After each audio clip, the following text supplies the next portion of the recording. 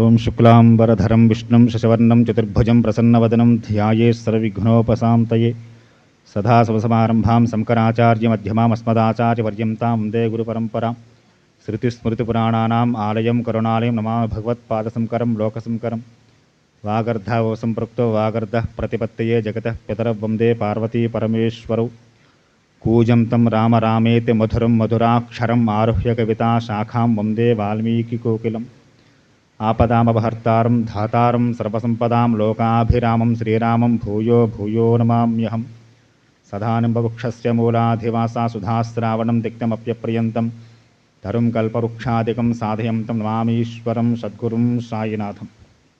సభాయే నమః. శ్రీ షిరిడి సాయి ఆధ్యాత్మిక సత్సంగ కార్యక్రమం ప్రతి శనివారం కూడా చక్కగా భక్తుల గృహాల్లో శ్రీమద్ రామాయణం వాల్మీకి విరచితమైనటువంటి శ్రీమద్ రామాయణ విశేషాన్ని తెలియజేసుకుంటూ చక్కగా విశ్వామిత్రుల వారు గంగా నదీ తీరంలో చక్కనైనటువంటి ఇసుకతున్నల మీద కూర్చుని రామలక్ష్మణులతో పాటుగా అక్కడ ఉన్నటువంటి సమస్త మునిగణాలకి కుమార సంభవాన్ని గురించి చెబుతూ వచ్చారు ప్రస్తావన. చక్కగా గడిచినటువంటి వారం ఆ దేవతలకి వచ్చినటువంటి ఆపదని గట్టించుకోవడం కోసం పార్వతీ పరమేశ్వరుల వివాహము, పార్వతీ పరమేశ్వరులు కొన్ని వేల సంవత్సరాలు ఏకాంతంలోకి వెళ్ళడము, అటు తర్వాత దేవతలంతా వచ్చి పరమేశ్వరుని ప్రార్థన చేయడం, పరమేశ్వరుడు అంతఃపురం నుంచి బయటకు రావడం, ఈశ్వరుల యొక్క తేజస్సు భూమి నుంచి అగ్ని దగ్గరికి, అక్కడి నుంచి వాయువుకి ఇలా ప్రసారం జరిగిన వృత్తాంతాలను చెప్పుకున్నాం. సరే, శివ తేజస్సుని భరించగలిగినటువంటి శక్తి లోకంలో ఎవరికీ లేకుండా పోయింది. పార్వతీదేవి శాప కారణంగా ఇక దేవతల వరకే సంతానం లేకుండా పోయింది. భూమికి అనేక రకాల శాపాలు ఇచ్చింది జగన్మాత పార్వతి.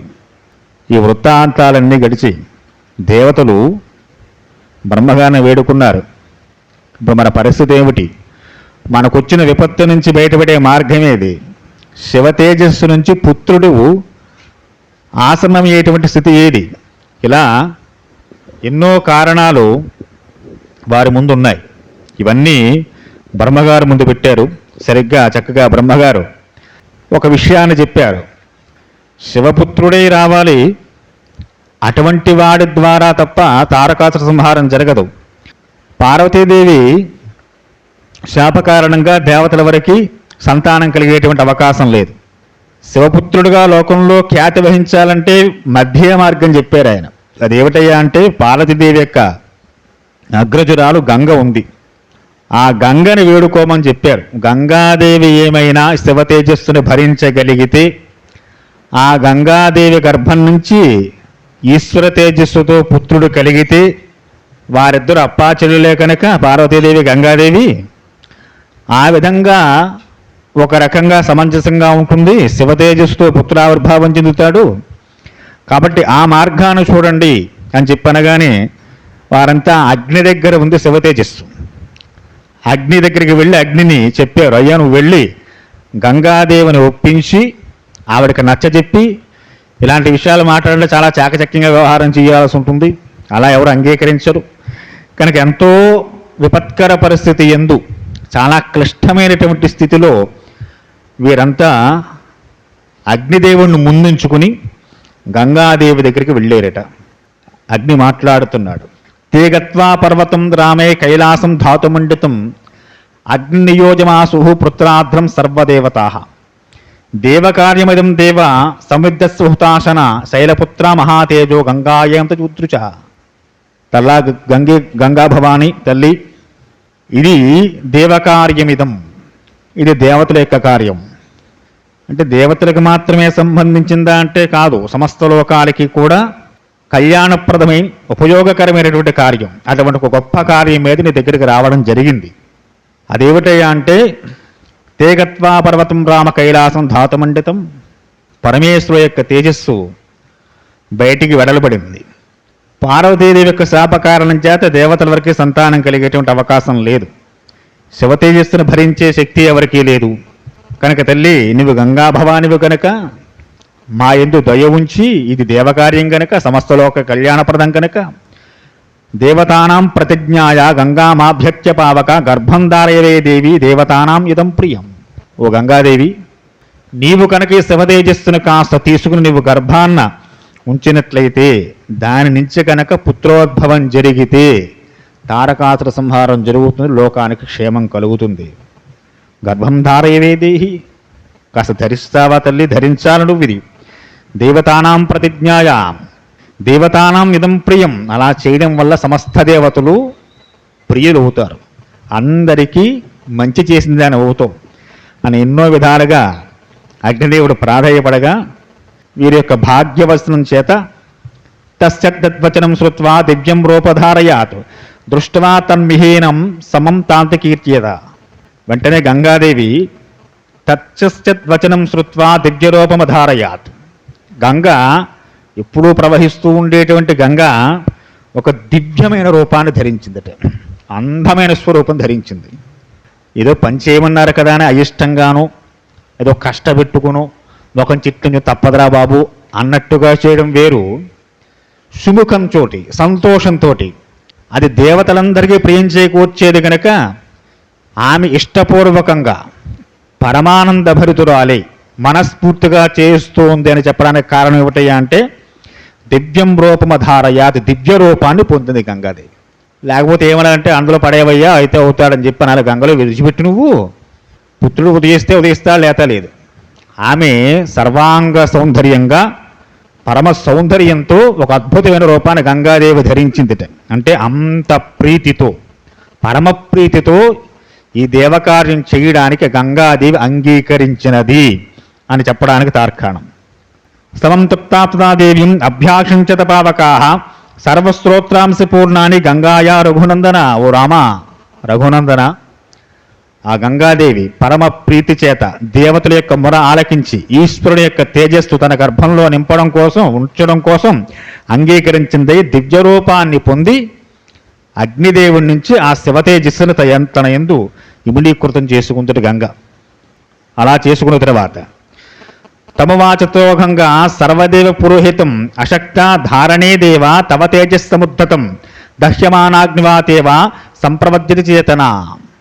ఎంతో కాలం కాదు, కొంత సమయం మాత్రమే తన గర్భంలో శివ తేజస్సును ఉంచగలిగిందిట ఆమె. అంటోందిట అగ్నిదేవుడితోటి, దహ్యమానాగ్నివాతేవ, అగ్నిదేవ ఇది నన్ను దహించేస్తుంది. ఆమెయే చాలా చల్లటి స్వరూపం కలిగిన తల్లి గంగాదేవి. అంత చల్లదానికి కూడా అగ్ని పుట్టించేస్తుందట. అంటే నీళ్లు మరిగిపోతున్నాయి, గంగ మరిగిపోతుందా పరమేశ్వరుడు తేజస్సు తట్టుకోలేక. క్షణక్షణానికి ఇది బలీయమైపోతోంది, నన్ను దహించేస్తోంది. అంత గంగ కూడా ఊర్చుకోలేకపోయింది. అగ్నిదేవుణ్ణి అడిగింది, ఏం చేయమంటావు ఇప్పుడు నన్ను, ఇది నా యందుంటే నేను ఉండేలా లేదు. అద్రాబ్రవీదం గంగాం సర్వదేవోతాసన ఏమైవేతదే గర్భోయం సన్నివేశతాం శ్రుత్వాత్వగ్నివచో గంగా తం గర్భమాతిభస్వరం ఉత్సర్జ మహాతేజ శ్రాత్రోభ్యోహితద్రాగ. అగ్నిదేవుడు చెప్పేట, అమ్మా గంగా, నీవు కనుక భరించలేకపోయినట్లయితే దాన్ని విడిచేసేయి. ఎక్కడ? హిమవత్ పర్వత శాణువుల్లో ఆ శివతేజస్సును విడిచిపెట్టేమన్నట్ట. అదస్సా నిర్ఘం తస్మాత్ తబ్ధా మబ్రవద్భ్రవం కాంచనం ధరణీం ప్రాప్తం హిరణ్ మమల శుభం తామ్రం కార్ష్ణాయసం చైవ తేక్షావ దేవ్యతాజిత. ఎక్కడైతే గంగాదేవోత్తర ప్రాంతాల్లో శివ తేజస్సుని విడిచిపెట్టేసిందో ఆ ప్రాంతమంతా కూడా బంగారు తేజస్సుతో మేలిమి బంగారు కాంతులు వచ్చేసేట. ఆ తేజస్సు హిమత్పర్వత ప్రాంతాల్లో పడగానే బంగారు కాంతివంతాలై ఆ చుట్టూ ఉన్నటువంటి హిమం మంచంతా కూడా బంగారంగా అయిపోయిందట. పరమేశ్వరుడు యొక్క తేజస్సే బంగారం, సువర్ణం. ఆ తేజస్సు ఎక్కడైతే ఉండబడిందో అక్కడ భూమి, అక్కడ సమస్త వృక్షాలు, నదులు అన్నీ సువర్ణమయములైపోయాయట. ఆ పరిసరాలన్నీ కూడా కొంత చోట్ల సువర్ణమయంగా, మరికొంత చోట్ల రజతం అంటే వెండి కాంతులు ఇనుతుందట. అంత విశేషమైన బంగారము, వెండి వంటి స్వరూపాలు ధరించినటువంటి శివ తేజస్సు ఆ హిమవత్పర్వత స్థాణువులంతా నిండిపోయింది. ఇక ఆ తేజస్సు యొక్క తీక్ష్ణత్వం నుంచి రాగి, ఇనుము ఏర్పడ్డాయట. ఇక దాని నుంచి వచ్చిన వ్యర్థాల నుంచి తగరం శేషం ఏర్పడ్డాయట. ఇలా శివ తేజస్సు 6 రకాలుగా పరిణితి చెందేసింది హిమవత్పర్వత స్థానముల్లో సాగి సాగి ఒక రెల్లు పొదల్లో చేరుకుందిన శిరస్సు. ఆ రెల్లు కూడా సువర్ణమయములైపోయాయి. అలా అయిపోయింది. దేవతలు చూస్తున్నారట. నిక్షిప్రమాత్రే గర్భేతు తేజోభిపరంజితం సర్వం పర్వత సన్నద్ధం సౌవర్ణం భవద్వనం. దేవతలకి పెద్ద సమస్య వచ్చేసింది. మళ్ళీ ఎంతో కష్టపడ్డాం, పార్వతీ కళ్యాణం చేసాం. తర్వాత పరమేశ్వరుడు పార్వతితో కలిసి ఏకాంతంలోకి వెళ్ళిపోయారు కొన్ని వేల సంవత్సరాల కాలం పాటు. సరే, మళ్ళీ పరమేశ్వరుని తీసుకొచ్చాం. పార్వతీదేవి శాపాలకి గురయ్యాం. ఎంత కష్టపడి గంగను ప్రాధాయపడి ఆమె గర్భంలో శివతేజస్సు నుంచితే ఆమె కూడా భరించలేక దాన్ని హిమవత్ ప్రాంతాలు విడిచిట్టేసింది. సరే, ఇది ఇన్ని రూపాంతరాలు చెందింది. బంగారం అయింది, వెండి అయింది, రాగి ఇనుము అయింది, అలాగే శేషము తగరము అయింది. ఇన్ని రూపాంతరాలు చెందింది. ఇంతలాగా వచ్చినటువంటి ఆ శివతేజస్సులో ఎక్కడైనా ఏ కోసైనా కాస్త పిండానికి సంబంధించిన ఆనవాళ్లు కనిపిస్తాయేమో. గర్భంలో ఉంచిందిగా కొంత సమయం పాటు గంగాదేవి. అలా ఉంచిన తర్వాత వీరి శ్రమ ఏవైనా కాస్త ఫలించి వీరి మొర పరమేశ్వరుడు ఆలకించి వారి యందు ఆ ఈశ్వరానుగ్రహం ఉండి ఎక్కడైనా ఆ శివతేజస్సు అలా సాగి చిన్న పిండం ఎక్కడైనా ఏర్పడి ఉంటే అమ్మయ్య వాళ్ళు ఊపిరి పీల్చుకుంటారు. అది ఎక్కడైనా జరిగిందాలా అని దేవతలందరూ ఆశ్చర్యచకితులై బిక్కుమంటూ ప్రాణాలు అరచేతులు పెట్టుకుని, ఎందుకంటే తారకాసురుడు మళ్ళీ వేరే యుద్ధానికి వస్తాడు. ఆయన ఇక్కడ పుత్రుడు ఆవిర్భావం చెందాలి. అలా చెందకపోతే వారికి మళ్ళీ మూడుతుంది, లోకాలంతరికి మళ్ళీ పెద్ద విపత్తు రాబోతోంది అని చెప్పి చాలా ఆసక్తితో ఆశ్చర్యంతో చూస్తున్నారట. ఆ హిమవత్పర్వత సాణువుల్లో ప్రవహించినటువంటి శివతేజస్సు చెందిన రూపాలన్నిటినీ చూస్తున్నారట. అలా వెళ్ళగా జాతరూపమితం ఖ్యాతం తదా ప్రభృతి రాఘవ సవర్ణం పురుష వ్యాగ్రహ హుతాసన సమప్రభం తృణవృక్షరాగ్మూలం సర్వం భవతి కాంచనం తం కుమారం తతో జాతం సేంద్రా సమహృద్గ్రణాః క్షీరసంభావనార్థాయ కృత్తికా సమయోజయన్. వారు చాలా తీక్షణంగా పరిశీలించి దేవతలందరూ దేవలోకాల్లో హిమవత్స్థానవుల్లో చూస్తూ ఉండగా రెల్లు పొదలోంచి చిన్న ఏడుపు వినపడిందట. అమ్మయ్య అనుకున్నారు వారందరూ. ప్రాణాలు బ్రతికి ఇన్ని రూపాంతరాలు చెందినటువంటి శివతేజస్సు ఎక్కడో రెల్లు పొదల్లో అది పిండ స్వరూపాన్ని పొందింది. పొందడమే పెట్టి అది కేక పెడుతోంది. తం కుమారం తతో జాతం, అమ్మ కుమారుడు ఉద్భవించాడు. వారి ప్రాణాలు లేచొచ్చాయి. తాక్షేరం జాతమాత్రశ్చ కృత్వా సమయుత్తమం తతః పుత్రోయమాస్మాకం సర్వా సామీతి నిత్యతా. దేవతందు రూపులు పీల్చుకున్నట్ట. అమ్మయ్య మా కష్టం ఫలించిందయ్యా, ఇన్ని చివాట్లు చెప్పుదప్పులు తింటే తిన్నాం, కానీ ఆఖరికి మేము అనుకున్నది సాధించగలిగాం. కుమార సంభవం జరిగింది కనుక పిల్లవాడు చంటి పిల్లవాడు కదా, మరి వాడికి పాలు ఇవ్వాలంటే షట్కృత్తికలను ఆదేశం వేశారు ఇంద్రుడు. వెళ్ళి కృత్తికలారా వెళ్ళి అక్కడ హిమస్థానముల్లో రెల్లు పొదల్లో ఉన్నటువంటి ఆ బాలుడికి మీరు స్తన్యాన్ని ఇవ్వండి అన్నారు. అయితే మాకేమిటని చెప్పి అడిగారు. బాగానే ఉందయ్యా దేవేంద్ర, ఆజ్ఞలు బాగానే వేసేసావు, మరి ఈ కార్యంలో మాకు కూడా ఏదో ప్రత్యేకత ఉండాలి కదా. తతస్థు దేవతా సర్వ కార్తికేయత బ్రవం పుత్రస్త్రైలోక్య విఖ్యాత భవిష్యత సంశయ. ఇంద్రుడు వరం ఇచ్చేట, మిమ్మల్ని ఎలా వదిలేస్తావు అమ్మా, తల్లిలాగా ఆదరించిన వారికి స్తన్యం ఇచ్చిన వారిని ఇంకెంత ప్రాధాన్యత ఇవ్వాలి లోకంలో. కనుక మీరు తల్లులే, కనుక మీరు కృత్తికులు కాబట్టి అతడు కార్తికేయుడు అవుతాడు. మీ పేరుతో జగద్విఖ్యాతం పొందుతాడు. పుత్రస్థైలోక్య విఖ్యాతో, 3 లోకాల్లో కూడా కార్తికేయత భ్రవం, కార్తికేయుడని పిలుస్తారు ఆయన. మీ పిల్లాడుగానే లోకంలో కీర్తి పొందుతాడు. తేషాం తద్వచనం శ్రుత్వా స్కన్నం గర్భపరిశ్రవే స్నాపయన్ పర్యాలక్ష్య దీప్యమానం యదానలం. అలా అనగానే ఆ షట్కృత్తుకులు వెళ్ళి చక్కగా స్తన్యాన్ని చేరట. ఆ రెల్లు పొదల్లో 6 భాగాలుగా వెళ్ళిన శివతేజస్సు 6 ముఖాలు ఉన్నటువంటి బాలుడుగా ఆవిర్భావం చెంది షణ్ముఖుడయ్యాడు. గంగాదేవి గర్భం నుంచి స్ఖలింపబడ్డాడు కాబట్టి స్కందుడయ్యాడన్నారు. కృత్తికల పోషణలో వారి సన్యాన్ని తాగాడు కాబట్టి కార్తికేయుడే అన్నారు. అలాగా ఆ 6 కృత్తికల యొక్క ఆలలో ఒక్కరోజు మాత్రమే వారి దగ్గర సన్యానం స్వీకరించేట మహానుభావుడు. అలా షణ్ముఖుడై ఆ బాలుగుడు 6 యొక్క సన్యాన్ని ఒకేసారి గ్రోలి సుకుమార శరీరుడైనటువంటి ఆయన్ని కుమారస్వామిని పిలిచారు. ఒక దినం మాత్రమే వారి దగ్గర ఉన్నారట. మహిమాన్వితుడు ఏంటి ఆయన తన పరాక్రమం చేత తర్వాత పరమేశ్వరు కైలాసానికి వెళ్ళడము, ఆయన దేవసేనాపతిగా అభిషిక్తుడు కావడం, ఆ తర్వాత ఆయన దేవసేనాధిపతిగా పూజలు అందుకోవడం జరిగిందయ్యా రామ. ఏషాతే రామ గంగా విస్తారో బహితిమయ కుమారసింభవచ్చేవ ధన్య పుణ్య సదేవచ. ఓ రామ, ఇంత అద్భుతమైనటువంటి విశేషమైనటువంటి ఈ కుమార సంభవాన్ని ఎవరు వింటారో ఓ రామ, వారికి కుమారస్వామి భక్తి మానవులకు కలుగుతుంది. వారు ఈ లోకంలో దీర్ఘాయుష్మంతులవుతారు. భక్తిచ్చై కార్తికే ఏ కాకుస్థ భూమానవ ఆయుష్మాన్ పుత్రపౌత్రాచ్చ స్కందలోకాశతం వ్రజేత్. ఫలశ్రుతులు రామాయణంలో దేనికి చెప్పలేదండి. కుమార సంభవానికి ఫలశ్రుతి చెప్తున్నారు. కుమార సంభవాన్ని ఎవరు వింటారో వారు దీర్ఘాయుష్మంతులు అవుతారు. ఆయుష్మాన్ పుత్రపౌత్రైశ్చ, వారి యొక్క వంశం పుత్రులు పౌత్రులతో వర్ధలుతూ ఉంటుంది. చివరికి ఎవరికి ఆయనందు నిశ్చలమైన భక్తి కుమారస్వామి ఎందు ఉంటుందో వారు స్కందలోకాన్ని పొందుతారట. అక్కడ నివాసం చేస్తారట స్కందలోక.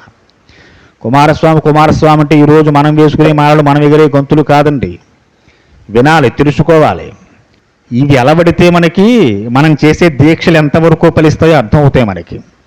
సరి, ఇంకా మనం అందులోకి వెళ్ళొద్దు. తర్వాత తాం కదాం కౌసుకో రామే నివేద్య కుశికాత్మజ పునరేవాపరం వాక్యం కాకుస్థం ఇదమబ్రవీత్. విశ్వామిత్రుల వారు కుమారస్వామి వృత్తాంతమంతానికి చెప్పానయ్యా అని చెప్పి మీ వంశంలోనే గంగావతరణం గురించి చెప్తున్నారు విశ్వామిత్రుల వారు రామచంద్రమూర్తి వారికి. అయోధ్యాధిపతి స్థూర పూర్వమాసీన్నరాధిప సగరో నామ ధర్మాత్మ ప్రజా కాకచ్చ ప్రజ.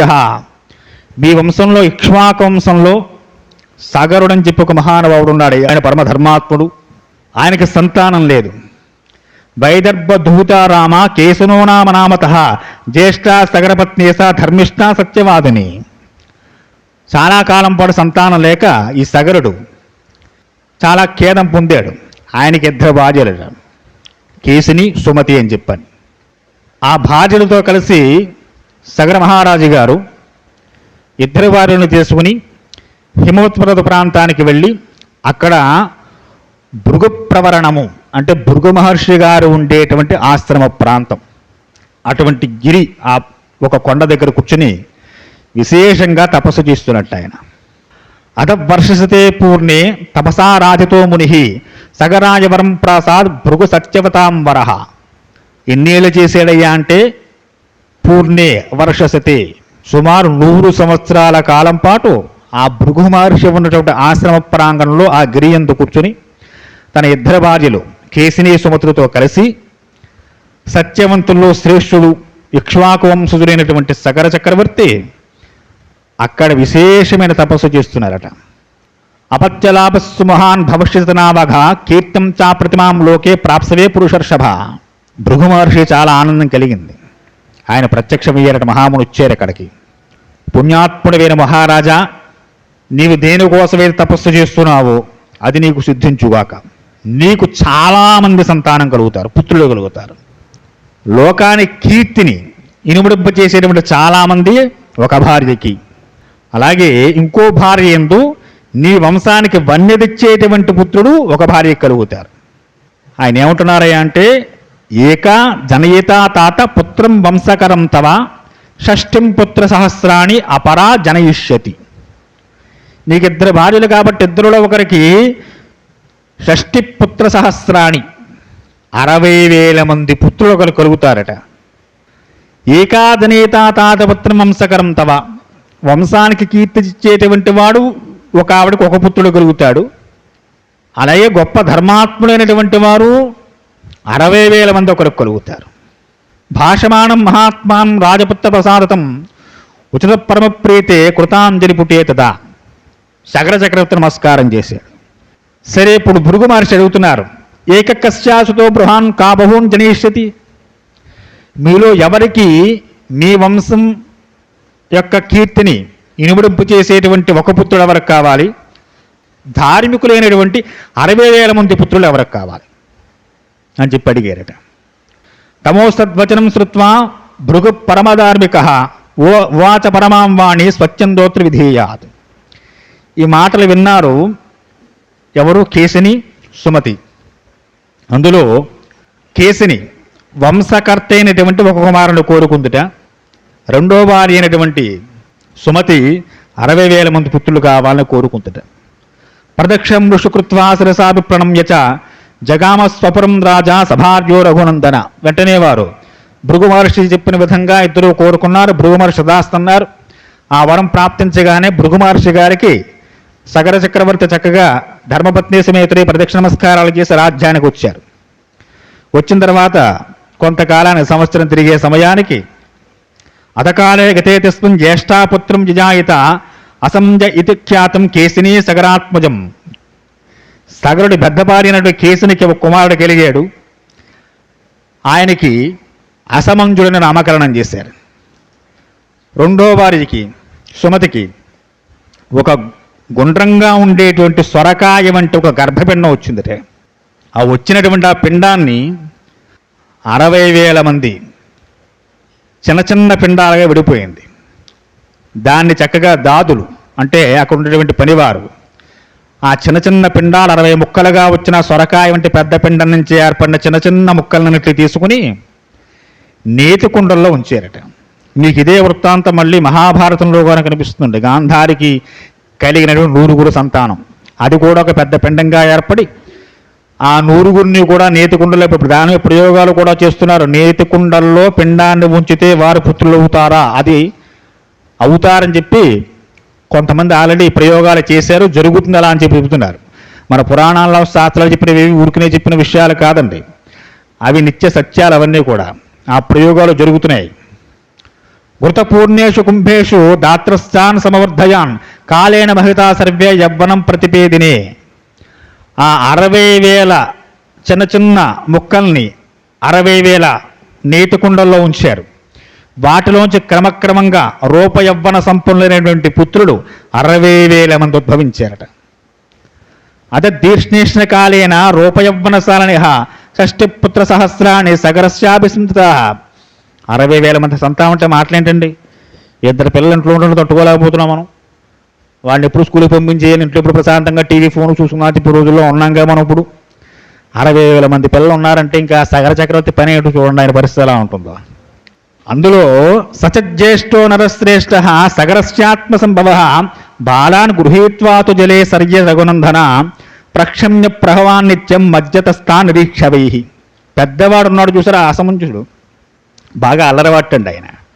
అందులో ఎవరు అల్లరవాళ్ళు లేకుండా అందరూ బుద్ధిమంతులులా ఉంటారు. కనుక పెద్దవాడు, పెద్ద భార్యకు పుట్టినటువంటి కేశినికి పుట్టినటువంటి అసమంజుడు చాలా చిలిపి చేష్టలు, అరచేష్టలు బాగా ఎక్కువ చేస్తూ ఉండేవాట. అది రాజ్యంలో కూడా చాలామందిని ఏడిపించడం, వాళ్ళని వీళ్ళ నదుల్లో చూసేయడం లాంటి తప్పలను చాలా చేస్తూ ఉండేవాట ఆయన. కనుక రాజుగారు తండ్రి ఏం చేశాడయ్యా అంటే ఆవిడ దూరంగా ఉంచేట, పిల్లవాడిని హాస్టల్లో వేసేసాడు అనమాట. మనలాగే ఏవం పాపమాచార సంజన్న ప్రతిపాదక పారాయణ మహితేయుక్త పుత్రో నిర్వాసపురాత్. ఇక 60,000 మంది ఉన్నారు. వారంతా సగర చక్రవర్తి దగ్గరే ఉన్నారు. పెద్దవాడు బాగా అలరవాడు. తస్య పుత్రం సమాన్ నామ అసమంజస్య వీర్యవాన్ సమ్మత సర్వలోకస్య సర్వాప్యస ప్రియం నద. ఈ పెద్ద పిల్లను దూరంగా ఉంచాడు. ఈ 60,000 మంది తండ్రి ఏం చెప్తే అది చేస్తుంటారు, తండ్రి మాట జవదాటరు. ఈ అసమంజసుడికి వెళ్ళిపోయిన తర్వాత ఈ 60,000 మంది పెరిగి పెద్దవారయ్యారు. అసమంజుడు దూరంగా ఉన్నాడు. ఆయనకి వివాహమైంది. ఆయనకో పుత్రుడిగాడు. ఆయన పేరు అంశుమంతుడు. ఆ అంశుమంతుడిని అసమంజసుడు తన తండ్రి గారికి సగరు దగ్గరికి పంపించేసాడు. తాతగారి దగ్గరికి వచ్చాడు. ఈ 60,000 మందికి వివాహాలు కాలేదు. కానీ ఈ 60,000 మంది తండ్రి మాట జవదాటకుండా, తండ్రి చెప్పింది తూచా తప్పకుండా పాటిస్తూ తండ్రికి అదుపాజ్ఞల్లో ఉన్నారట. తతకాలేన మహత మతి సముపజాజిత సగరస్య నశ్రేష్ఠ యజాయాచనిత్యత. చాలా కాలం గడిచింది. సగర చక్రవర్తి పేరు వింటే ఆయన ధర్మనిరతికి, ధర్మానుష్ఠానానికి లోకమంతా కీర్తించేది ఆయన్ని. అటువంటి సగర చక్రవర్తి వారు ఒకసారి నకృత్వా నిత్యం రామ సోపాధ్యాయ సంస్థద యజ్ఞకర్మాణి వేదజ్ఞో యజ్ఞష్టు సముపృచిది. ఆయన ఒక గొప్ప యజ్ఞాన్ని తలపెట్టేట. ఆ యజ్ఞ నిమిత్తం విశ్వామిత్ర వారు చెప్తున్నారు. విశ్వామిత్రవచ శ్రుత్వా కథాంతే రఘునందన ఉవాచ పరమప్రీతం మునిదీప్తమనుస్త్రీ. ఆ యజ్ఞానికి సంబంధించిన ఏర్పాట్లన్నీ 60,000 మంది చూస్తున్నారు. పుత్రులు, గురువుల యొక్క అదుపాజ్ఞలు, వారి యొక్క ఆజ్ఞానుసారం యజ్ఞశాల నిర్మాణం చేశారట. ఎక్కడ యజ్ఞశాల అయ్యా అంటే సంకరస్సు సురోనామ హిమవాన్ అచలోత్తమ వింధ్య పర్వతమానస్య నిరీక్షేత పరస్పరం. హిమవంతుడు పర్వతరాజు, ఆయన శంకరుడికి మామగారు. ఆ హిమవత్ పర్వతానికి వింధ్య పర్వతానికి మధ్య భాగంలో ఈ యజ్ఞానికి స్థలం నిర్ణయం చేశారు. ఆ హిమవత్ వింధ్య పర్వతాల మధ్య విశేషమైన యజ్ఞశాల వేశారు. అక్కడ అనేక మంది ఋత్విజులతోటి సగర చక్రవర్తి ఒక గొప్ప యజ్ఞం తలపెట్టాడు. దానికి ఆర్యావర్తనం అనే పేరు. ఆ ప్రదేశంలో యజ్ఞం సాగుతోంది. యజ్ఞానికి ముందు యజ్ఞాశ్వాన్ని విడిచారట. హిరిమానేతు కాకుస్తా తస్మిన్ వసే మహాత్మన ఉపాధ్యాయగణా సర్వే యజమావ మదబ్రవన్. ఆ యజ్ఞాశ్వం విడిచిన వెంటనే అశ్వం బయలుదేరింది. కొంత దూరం వెళ్ళిన తర్వాత ఋతులందరూ సగర చక్రవర్తిని కూర్చోబెట్టి యజ్ఞం ప్రారంభం చేశారు. విచిత్రంగా ఆ యజ్ఞాశ్వాన్ని దేవేంద్రుడు అపహరించేట. అది మామూలుగా వెళ్ళాలి. ఆ యజ్ఞాశ్వం వెనకాల ఈ 60,000 మంది పుత్రుల్ని పంపించారు. ఎవరైనా యజ్ఞాశ్వాన్ని ఆపుతారేమో, ఆపిన వారితో యుద్ధం చేసి ఆ రాజ్యాన్ని కలుపుకుంటూ తిరిగి రెండయ్యా అని చెప్పి చక్రవర్తి గారు తన మనవుడు అంశమంతుని దగ్గర పెట్టుకుని ఈ 60,000 మందిని పంపించాడు. వారు వెళుతూ ఉండగా మార్గ మధ్యంలో యజ్ఞం కనపడకుండా పోయింది. సరే, వారు తిరిగి వచ్చారు. యజ్ఞచరణం భవిత్యేతం సర్వాశి మనసాన తతద్దా క్రీతాం రాజం జనాచిద్రం కృతి భవేది అడిగారు. ఉపాధ్యాయ వచనం శ్రుత్వా తస్మిన్ సదస్సు పార్థవ షష్ఠిం పుత్ర సహస్రాణి వాక్యమేతద్వాచ గతిం పుత్రాన్ పశ్యామి రక్షమాం పురుషర్షభ మంత్రపూతిర్వహ భాగే రాష్ట్రో కరుతుకవ. వచ్చారట రాజు సగర చక్రవర్తి గారి దగ్గర వచ్చారు. చెప్పారు, నాన్నగారు మన యజ్ఞాస్త్రం కనపడకుండా పోయిందన్నారు. సరే, సగర చక్రవర్తి చెప్పారు, యజ్ఞం ఎక్కడికి పోయిందో భూమి నలుచెరుగులా వెతికి రండి అన్నారు. ఆ యజ్ఞాస్వాన్ని వెతకడం కోసం ఈ 60,000 మంది బయలుదేరారట. ఒక్కొక్కరు ఒక్కో యోజనం చెప్పిన 60,000 మంది, 60,000 యోజన విస్తీర్ణంలో వారి యొక్క ఈ వెతుకులాట సాగుతోంది. యోజనాయమాజ విస్తారం ఏకైకో ధరణీతలం బిందు పురుష వ్యాఘ్ర వజ్రస్వస్యమకైనకై.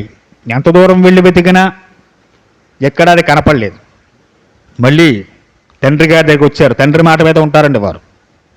తండ్రికి చెప్పారు, అయితే భూమి లేకపోతే పాతాళంలోకి వెళ్ళి ఉంటుంది, కాబట్టి భూమిని తొలిచి పాతాళంలో కూడా వెతకమన్నారు. వారికి వజ్రస్పర్శ కలిగినటువంటి గోళ్ళు ఉన్నాయట. అంటే వజ్రాల్లో ఉంటాయి గోళ్ళు. ఆ గోళ్లతో భూమిని అంతా దొలిచేస్తున్నారట. నాగానాం మధ్యమామానం అసురాణం చ రాఘవ రాక్షసానాం చ దృశ్య సత్వా నిబుధో భవేత్. ఓ రఘురామ, సోలాలతోటి భీకరమైన నాగలతోటి భూమిని బద్దలు కొట్టుకుని ఆ గోడతో దొలుస్తూ లోపలికి వెళుతున్నారట. వెళ్ళేసరికి పాతాళం ఉండే సర్పజాతులు కంగారు పడ్డాయి, భయపడ్డాయి. ఇక పాతాళంలో కొంతమంది అసురులున్న రాక్షసులు వారంతా భయపడి పారిపోతున్నట్టు. వీరెవరా బాబు, ఒకళ్ళిద్దరు సేవల దండలు 60,000 మంది వస్తున్నారు. ఎంతమంది వచ్చి సగరపుత్రులు 60,000 మంది వచ్చి భూమినంతా తొలిచేస్తున్నారు. ఇక పాతాళ లోకంలో జీవించేటువంటి జీవులకి, మిగిలిన జీవరాశికి ఎక్కడా నిలువ నీళ్ళు లేకుండా పోతుంది. తతో దేవాస గంధర్వ సాసురస్స సమగ్న సంభ్రాతమానస సర్వే పితామహా సమాగమ. భూమి గగ్గోలు పెట్టిందట. వీరు ఇంత తీక్షణంగా నన్ను తొలిచేస్తున్నారని చెప్పి భూదేవి చాలా బాధపడుతుంది. చిన్నదానికి పెద్దానికి భూమి మీద ఉమ్ములు వేయడం, అదే పనిగా కూర్చుని వేస్తూ ఉంటారు ఉమ్ములు. మహాపాపాలు ఇవన్నీ కూడా. ధన అడుగులు వేస్తుంటే శబ్దాలు వచ్చేలా నడవడం, అనవసరంగా భూమిని తోచడం, ఇవన్నీ పాపకృత్యాలే. భూదేవి తిట్టుకుంటుందట, శీపిస్తుంది ఆ తల్లి. ఈ 60,000 మంది చేస్తుంటే భూదేవి ఆక్రోశించింది. దేవతలు వెళ్ళే బ్రహ్మగారికి తే ప్రాసాద్య మహాత్మం విషణ్ణ వదనస్తదా ఉచ్చపరమ సంప్రాప్త పితామహాన్ సమోగమాన్. దేవతలు, గంధర్వులు, అసురులు, నాగలు మొదలైన వారందరూ కూడా వికరమనస్కులై బ్రహ్మదేవుడి దగ్గరికి వెళ్ళి మొరపెట్టుకున్నారు. ఓ పితామహ, ఈ సగర పుత్రులు 60,000 మంది ఈ భూమిని అల్లకల్లోలం చేసి పడేస్తున్నారు. వారు భూదేవి గొగ్గోలు పెడుతోందయ్యా, ఈవిడి దీనికి తరుణోపాయం. వీరు ఈ పాతాళంలో ఉండేటువంటి జీవులకి, భూమిలో ఉండే జీవులకు కూడా చాలా ఖేదం కలిగిస్తున్నారు వారి తండ్రి మాట మేర మీదకు. భూమిని ఎక్కడ పడితే తవ్వేస్తుంది, కొంపరక ఉంటాయండి భూమి మీద. మరి భూమి మీద ఉండేవారికి కూడా జీవరాశులకు ఇబ్బందిగా, వృక్షజాతులకు ఇబ్బందిగా. భూమి మీద ఉండేవారికి ఆస్కారం లేదు, పాతాళంలో ఉండేవారికి ఆస్కారం లేదు. అసలు భూమి ఉండడానికి లెక్క లేకుండా చేస్తున్నారు వారు. కాబట్టి పితామహ ఈవిడ దీన్ని తృణోపాయం చెప్పుకున్నారట. దేవతానాం వచస్తృత్వా భగవాన్ వే పితామహ ప్రత్యువాచ సంప్రప్తాని కృతాంజల బలోహిత. ఈ ప్రాణందర హింస విన్నటువంటి బ్రహ్మగారు చెప్తున్నారట. యస్యేయం వసుధాకృష్ణ వాసుదేవస్య ధీమత కాపలం రూపమాస్థాయ ధారయచ్చా నిశంధరాం తస్య కోపాగ్నివాదగ్ధ భవిష్యంతు రూపాత్మజాహ. ఓ దేవతలారా, గంధర్వులారా, భయపడకండి. శ్రీ మహావిష్ణువు కపిలుడైనటువంటి మహర్షి రూపంలో అవతారం దాల్చి ఈ భూమిని ఆయన భరిస్తున్నాడు. ఆయన భరిస్తున్న మూలంగా భూమి ఎలా నిలబడి ఉంది. వీరు త్రవ్వుకుంటూ ఆ శ్రీ మహావిష్ణువు అవతారాన్ని కపిల మహర్షి ఆశ్రమానికి కూడా వెళతారు. ఆయన ఆగ్రహానికి దగ్ధులై 60,000 బూడిద కుప్పలే పడిపోతారు. మీరు కలత చెందకండి. పృథివీచ్చాపి నిర్భేదో దృష్ట ఏవ సనాతన సగరశ్చే పుత్రాణం వినాశో దీర్ఘజీవనాం. ఈ విషయమంతా చెప్పారు. దేవతలు కాస్త కుదురు పడ్డారు. వీరు భూమిని అంతా తవ్వారు. ఎక్కడా ఆ గుర్రం అశ్వం కనపడలేదు. మళ్ళీ వచ్చేట మొరపెట్టుకున్నారు తండ్రి గారి దగ్గర. సగరస్య పుత్రాణం ప్రాదురీశ్చన్మహాత్మనాం పృథివ్యాం విద్యమానాయం నిర్ఘాత సమన్విత. ఓ తండ్రి, మీరు చెప్పిన విధంగా భూమి మీదంతా వెతికాం, ఎక్కడా గుర్రం జాడ కనపడలేదు. సరే, భూమిని మీరు చెప్పినట్లుగా తవ్వి వెతికాం, అయినా కనపడలేదు. ఇప్పుడు ఏం చేయమంటారో చెప్పండి, మేమేం చెయ్యాలి అనగానే చెప్తున్నారట సగరుడు. భూయఖనత భద్రం ఓ నిర్భిద్య వసుధాతనం అస్వహత్త మహాసాధ్య కృతాదిత్య వివర్ధత. ఓ నాయనలారా, యజ్ఞదీక్షలో ఉన్న నేను రాకూడదు. ఋత్విజులు చెప్పారు, నేను అక్కడే కూర్చుని ఉండాలి. కాబట్టి భూమిని ఇంకా తొలవండి, ఇంకా తొలిచేయండి. అశ్వాన్ని తీసుకుని మాత్రమే రావాలి. మీరు యజ్ఞం పరిసమాప్తి చెయ్యాలి. ఆ బాధ్యత మీదేముంది. ఈ మాట ఎప్పుడైతే చెప్పారో, ఖన్యమానే తతస్మిన్ను దృదృశం సర్వతోమం దిశాగజం విరూపాక్షం ధారయం తమహేతరం. ఇంకా పాతాళం దాటి రసాతలానికి వెళ్ళిపోయారు. వెళ్ళిపోయి అక్కడ వెతుకుతున్నారట. అక్కడ దాకా వెళ్ళేసరికి భూమి అడుగు భాగంలో కొన్ని అద్భుతాలు కనిపించే వారికి. ఓ రఘునందన, పర్వతాలతో వనాలతో వెలుస్తున్నటువంటి సమస్త భూభారాన్ని విరూపాక్ష అనేటువంటి మహాగజం తూర్పు దిగ్గున భరిస్తూ ఉందిట. అటువంటి తూర్పు దిగ్గునంతా తొలిచేస్తున్నారు. విరూపాక్షను పెద్ద భద్రగజం కనిపించింది వారికి. వారు ఆ గజానికి నమస్కారం చేసి ప్రదక్షిణంగా వెళ్ళారట. దక్షిణ దిక్కుకు వచ్చారు ప్రదక్షిణం చేస్తూ. అక్కడ ఆ పూర్వ దిశ నుంచి మళ్ళీ దక్షిణ దిశకు వచ్చేసరికి అక్కడ మహాపద్మనుడు ఇంకో గజం కనిపించింది వారికి. ఆ మహాపద్మ గజానికి ప్రదక్షిణం చేసి దానికి నమస్కారం చేశారు. పశ్చిమ దిశగా వెళ్ళారు. పశ్చిమ దిశలో సౌమరసం అనే ఇంకో భద్రగజం కనిపించింది. ఆ గజం కూడా తన మూపురు మీద భూమిని మోస్తోంది. దానికి నమస్కారం చేశారు. ఆ విధంగా సాగి ఉత్తర దిశకు వచ్చారు. అక్కడ భద్రం అనే పేరుతో ఇంకో గజం ఉంది. దానికి నమస్కారం చేశారు. అక్కడి నుంచి ఆ 4 గజాలని అడిగారట, అయ్యా, మేము సగరపుత్రులం, మా తండ్రి గారు యజ్ఞం చేస్తున్నారు, ఆ యజ్ఞాశ్వం కనబడకుండా పోయింది, భూమి మీదంతా వెతికాం, పాతాళంలో వెతికాం, రసాతలానికి వచ్చాం, మీ దర్శనమైంది, మీరెక్కడైనా ఆ అశ్వాన్ని చూసారా అని చెప్పని. అవన్నీ చెప్పి మేము చూడలేదయ్యా అని చెప్పి, సరే ఈశాన్య దిక్కుగా వెళ్ళొకసారి, అక్కడ మహర్షి గారి ఆశ్రమం ఉంది, అక్కడేమో ఉండొచ్చేమో, ఆయన కొనుక్కోవయ్యా అన్నారు. తేతు సర్వే మహాత్మానో భేమవేగ మహాబలాహ దుదృశం కపిలం తత్ర వాసుదేవం సనాతనం. ఎప్పుడైతే ఈ గజాలు ఎలా చెప్పాయో ఈశాన్య దిగ్గా ప్రయాణం చేశారు. ఓ రఘునందన, హయం చ తస్య దేవస్య చరంతం అవిదూరత ప్రహర్షమాతులం ప్రాప్త సర్వేతే రఘునందన తేతం హయహరం జ్ఞాత్వా క్రోధ సర్వాకులేక్షణ. వారు చాలా వేగంగా ప్రయాణం సాగించి ఈశాన్య దిక్కులో నుండి కపిల మహర్షి ఆశ్రమానికి వెళ్ళారట. అక్కడ కపిల మహర్షి దీర్ఘ తపస్సులో ఉన్నారు.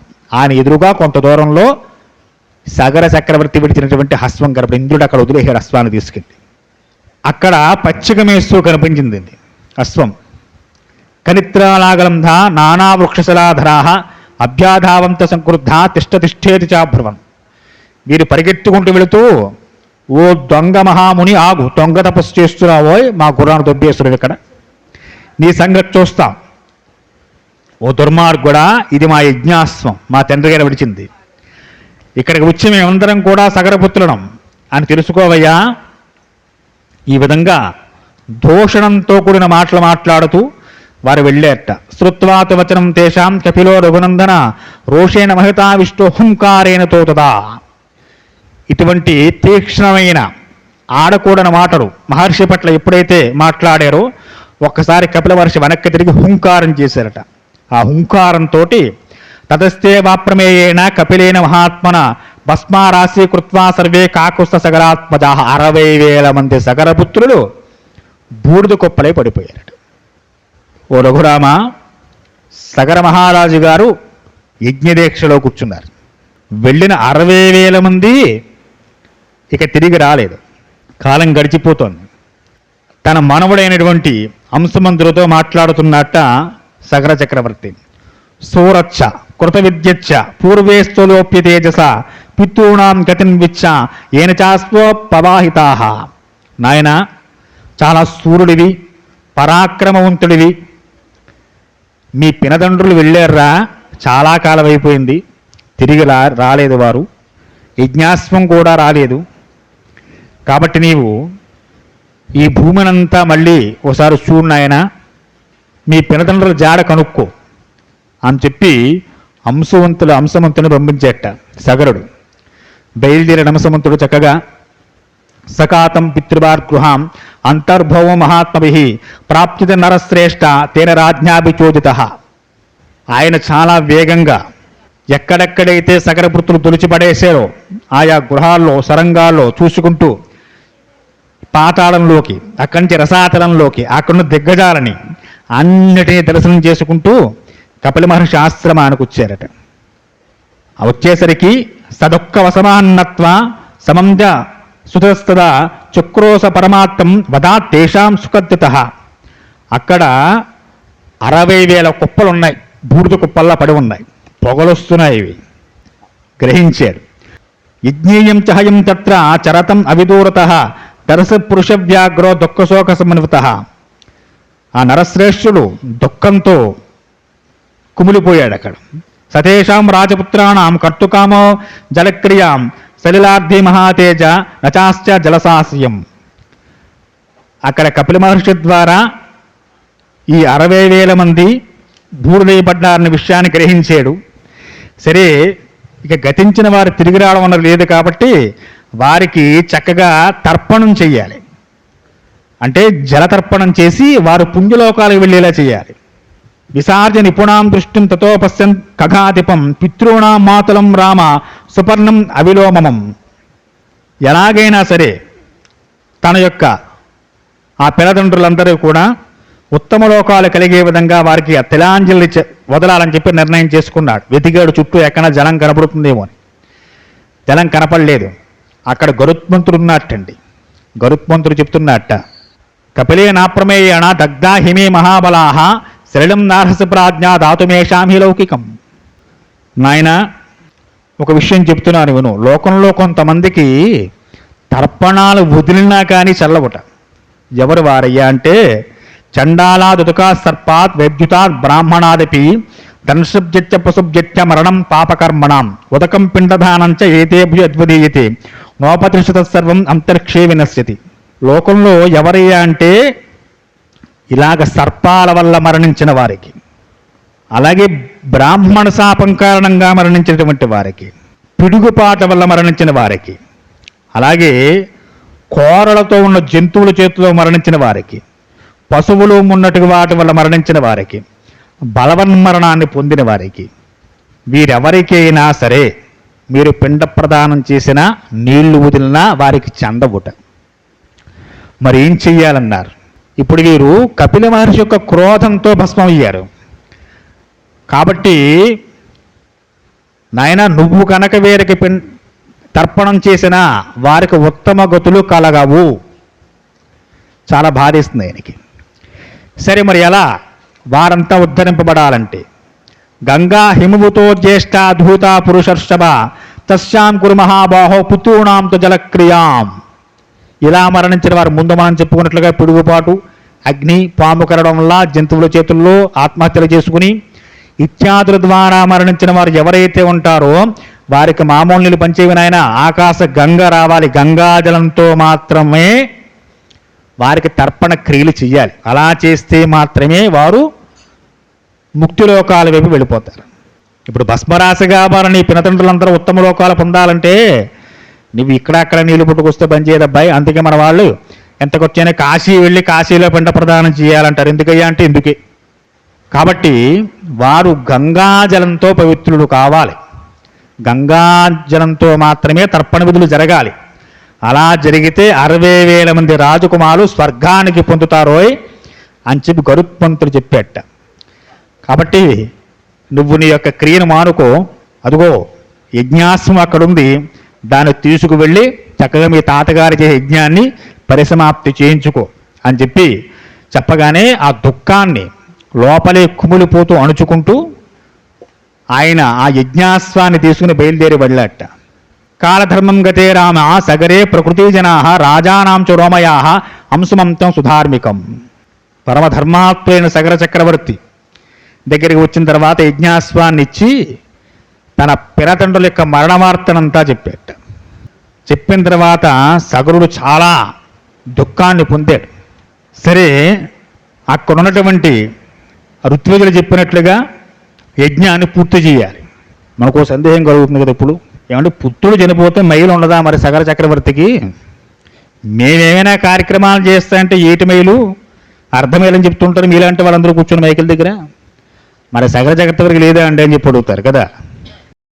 అందుకే ప్రస్ఫుటంగా చెప్పారు, తతో రాజమసాధ్య దీక్షితం రఘునందన. ఆయన కంకణ ధారణ చేసి ఉన్నాడు, యజ్ఞ దీక్షితం, దీక్షలో ఉన్నాడు. మనకి పెళ్ళిళ్ళు బాగా గుర్తుండి ఉండొచ్చు, పెళ్ళి ఎప్పుడైపోయింది గుర్తులేదు అంటారేమో. పెళ్ళిలో కంకణ ధారణం చేయిస్తూ ఉంటారు. ఒక మామిడి కొమ్మకు పసుపు దారాన్ని కట్టి పెళ్ళి కొడుక్కి పెళ్ళి కూతురికి కన్యాదాతలు వారికి కూడా కంకణ ధారణ చేస్తారు. దాన్ని రక్షాసూత్రం అంటారు.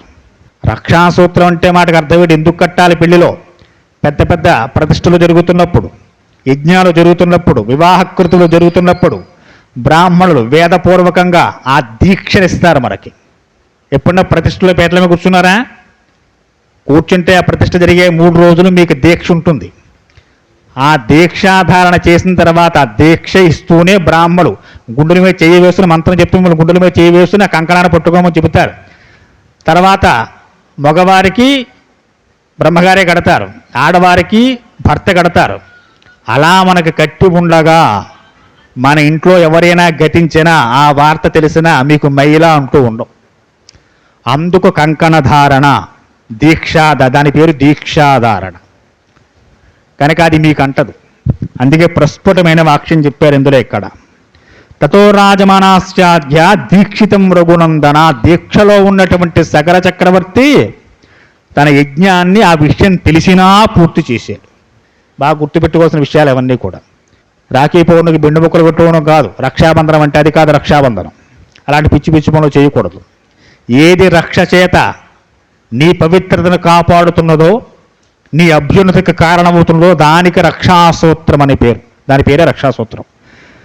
కనుక అటువంటిది ఉంది. కనుక సగర చక్రవర్తి గారికి తన 60,000 మంది పుత్రులను చనిపోయినా ఆ మైల లేదండి.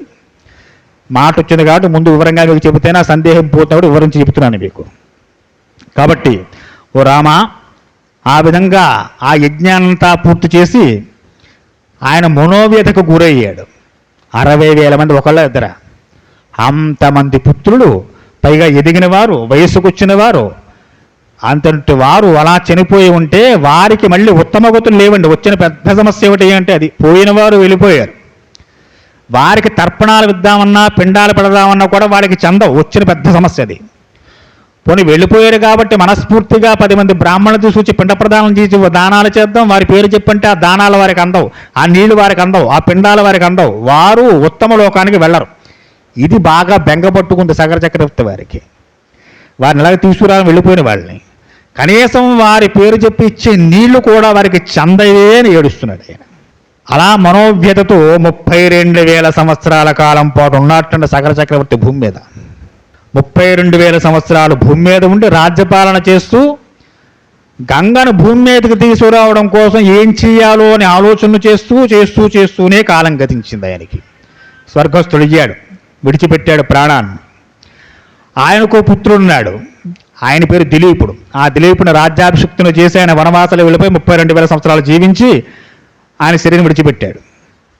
ఆ సగర చక్రవర్తి ఆయన గతించే ముందుగా ఈ అసమంజసుణ్ణి, అంశమంత్రు పుత్రుని, తన యొక్క మనవణ్ణే రాజ్యాభిషిక్తులను చేశాడు. అంశమంత్రుడు రాజ్యాభిషిక్తుడు అయ్యాడు. అంశమంత్రుడు కూడా చాలా కాలం పాటు ప్రయత్నం చేశాడు భూమి మీద గంగను తీసుకురావడం కోసం. సరజా సోమాసీనాన్ అంశుమాన్ రఘునందన తస్య పుత్ర మహాసీనా దిలీప ఇతి విస్తృతాః. సగర చక్రవర్తి వెళ్ళిపో తన మనవుణ్ణి రాజ్యాభిషిక్తుని చేశాడు, అసమంజసుణ్ణి. అసమంజసుడు చక్కగా రాజు అయ్యాడు. అయిన తర్వాత ఆయన కూడా చాలా కాలం పాటు ప్రయత్నం చేశాడు గంగను భూమి మీద తీసుకురావడం కోసం, తపస్సులు కూడా చేశాడు. ఆయనకు దిలీపుడు అనే పుత్రుడు పుట్టాడు. ఆ దిలీపుని రాజ్యాభిషిక్తుని చేశాడు, వనవాసానికి వెళ్ళిపోయాడు. ఆయన కూడా వెళ్ళి తన పితరులను ఏ విధంగా తరింపజేయాలని చెప్పి చాలా యోచన చేశాడు. ఆయన 30,000 సంవత్సరాలు ఉన్నట. సగర చక్రవర్తి 32,000 సంవత్సరాలు, అసమంజసుడు 30,000 సంవత్సరాలు భూమి మీద ఉన్నారు.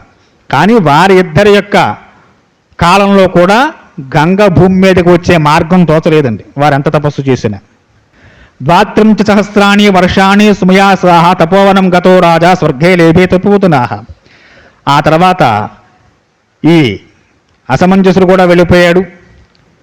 ఆయన పుత్రుడు దిలీపుడు రాజయ్యాడు. ఆయన కాలం నడుస్తోంది. ఆయన కూడా తన మంత్రుల ద్వారా తన పితరులు ఇలాగ బలైపోయారని చెప్పి గ్రహించాడు. వారు ముక్తిలోకాలకు వెళ్ళడం కోసం మార్గం లేదని కూడా తెలుసుకున్నాడు. దిలీపస్తు మహాతేజ శ్రుత్వా సైతామహం వదం దుఃఖోపగతా బుద్ధ్వా నిశ్చయం నాధ్యగచ్చత. ఆయన కూడా చాలా ప్రయత్నం చేశాడు, ఏ విధంగా గంగను భూమి మీదకి తీసుకొచ్చి తన యొక్క పితరులకి ఈ తర్పణాలు చేసి వారిని ఉత్తమ లోకాలకి పంపించాలని చెప్పి. ఎంత శ్రద్ధో చూడండి. పోయినవాడు అలాగే ఇప్పుడు ఫోటో కూడా ఉండదు మన ఇంట్లో. కనీసం తండ్రి చచ్చిపోయిన తిథులని పెండం కూడా పెట్టండాలంటాడు. అలాంటి రోజుల్లో మనం ఉన్నాం. కానీ ఎప్పుడో పోయిన వారు చక్కగా ఉత్తమ లోకాలు పొందాలని వంశమంతా ప్రయత్నం చేస్తుందండి. మన ముత్తాత గారి పేరు తెలుసా మన ఎవరికైనా? అసలు ఆడు ఉన్నాడో లేదో కూడా తెలియదు మనకి. వాడు ఫోటో కూడా ఉండదు ఇంట్లో మనకి. కనుక ఎప్పుడో 4 తరాల క్రితం చనిపోయిన 60,000 మంది వారందరూ కూడా ఉత్తమ లోకాలు పొందడం కోసం వంశంలో వచ్చిన ప్రతి ఒక్కరూ ప్రయత్నం చేస్తూనే ఉన్నారు. గంగా జలాలతో తర్పణం వదలడం కోసం, వారికి ఉత్తమ గతులు కలగడం కోసం.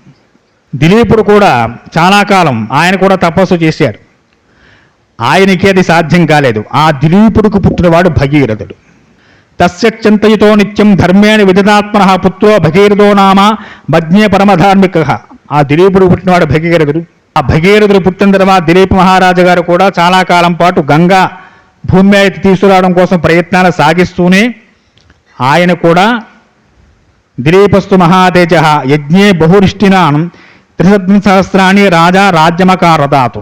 ఆయన కూడా 30,000 సంవత్సరాల కాలం పాటు భూమి మీద ఉన్నారు. ఎన్నో యజ్ఞాగాది కృతువులు చేశాడు. చేస్తూనే శరీరం చాలించాడు. భగీరథుణ్ణి రాజ్యాభిషిక్తుని చేసి ఇంద్రలోకం గతో రాజా స్వాధ్యతేన కర్మణ రాజ్య భగీరథం పుత్ర అభిషిక్త్య వర్షభ. మంత్రులందరూ భగీరథుని అభిషిక్తుని చేశారు, రాజ్యాన్ని అప్పగించారు. భగీరథస్తు రాజర్షి ధార్మికో రఘునందన అనవత్యో మహాతేజ ప్రజాకామస్య ప్రజా. ప్రజలను చాలా కన్నబిడ్డల్లా పరిపాలన చేస్తున్న భగీరథ మహారాజు గారు, ఆయన పాలనలో ఎక్కడా ఇది లేదు అనేటువంటి మాట లేదు. అంత చక్కగా రాజ్యపాలన చేస్తున్నాడు. ఆయనకు చింత మొదలైంది, సంతానం లేదు భగీరథ మహారాజు గారికి. ఆ వ్యత కాస్త పట్టుకుందట. మంత్రిష్వాధ్యాయ త్రజ్యాజ్యం గంగావతరణేరత సతపో దీర్ఘమాతిష్టత్ గోకర్ణే రఘునందన. మంత్రుల్ని పిలుచుకున్నాడు. వారందరినీ కూర్చోబెట్టయ్యా, నా తర్వాత రాజ్యాభిషిక్తుని చేరిన సంతానం లేదు కనుక మీ చేతుల్లో రాజ్యభారాన్ని విడిచిపెడుతున్నాను. నేను హిమవత్పర్వత ప్రాంతం దగ్గర ఉన్న గోకర్ణ క్షేత్రానికి వెళుతున్నాను.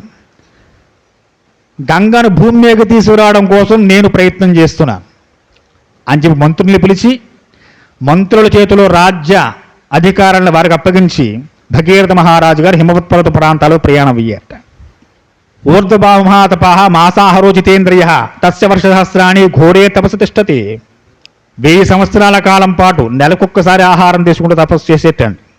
గంగా అవతరణ కోసం. అతీతాని మహాబాహో తస్య రాజ్ఞో మహాత్మనః సుప్రీతో భగవాన్ బ్రహ్మ వ్రజానాం పతిరేశ్వర. 1000 సంవత్సరాలు పూర్తయిన తర్వాత బ్రహ్మగారు ప్రత్యక్షమయ్యారు. తతస్తురగణేశార్థం ఉపాగస్య పితామహ భగీరథం మహాత్మానం తస్సమానద్బ్రవీత్. బ్రహ్మగారు వచ్చారు, ఆయన తపస్సుకు మెచ్చి చాలా తృప్తి పొందిన వారి దేవతలతో కలిసి వచ్చేటన్న బ్రహ్మగారు భగీరథ ముందు నుంచున్నారట.